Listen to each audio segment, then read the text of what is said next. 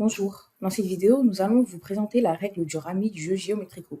Cette règle se joue entre 2 à 4 joueurs, elle est jouable dès 7 ans car elle ne demande pas de connaissances géométriques préalables. Vous pouvez y jouer en classe comme en famille. Le but de la règle du rami est de n'avoir que des suites dans son jeu. Une suite de cartes est une série de cartes dont chaque carte mentionne la carte suivante. Quand une carte mentionne une autre carte, on peut le voir facilement parce que le nom de l'autre carte est surligné. Dans cet exemple, la carte droite mentionne la carte point alignée et la carte point alignée mentionne la carte point. On a donc une suite de 3 cartes. On considère également comme une suite valable une série de plusieurs cartes qui mentionnent la même carte. Ici, les cartes rectangle, losange et carré mentionnent toute la carte parallélogramme et constituent donc une suite de 3 cartes. Pour expliquer le fonctionnement de la règle, je vais vous montrer comment elle fonctionne dans un exemple de partie. Cette partie se déroulera entre Héloïse et Pierre, qui sont 2 camarades de classe de CE2. La préparation du jeu consiste à distribuer 6 cartes par joueur. Chaque joueur les prend en main en éventail sans les montrer aux autres joueurs.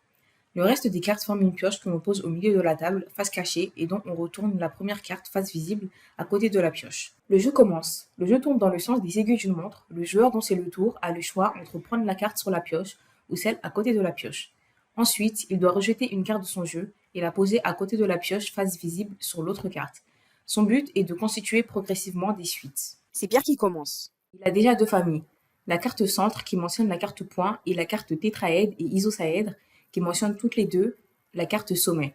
Il décide de prendre la carte droite et de rejeter la carte parallélogramme.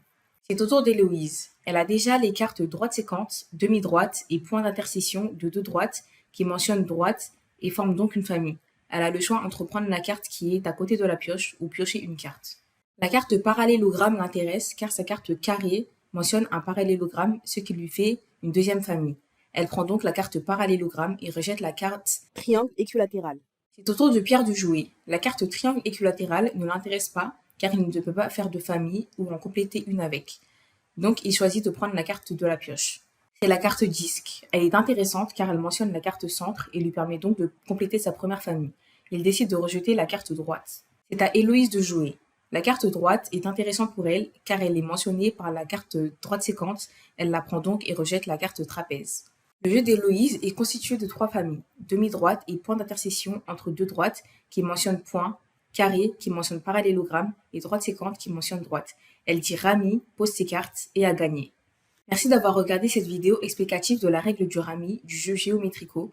Nous espérons qu'elle vous aura été utile. Nous vous souhaitons d'agréables parties de jeu.